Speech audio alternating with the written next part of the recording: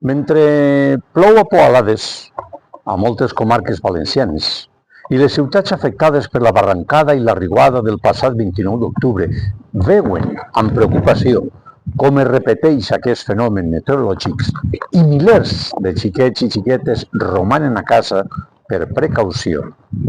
El representant del búnquer Barraqueta del segle XXI tancarà el maquinari que li ha possibilitat una consulta viscuda amb un procés caòtic.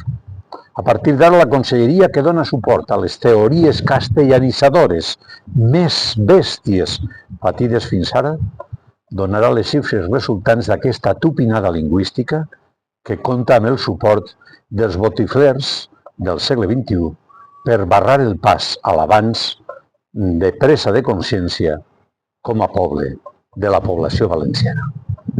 Demà, Déu provirà i 11 procurarà manifestar-se en contra d'aquest atac lingüístic.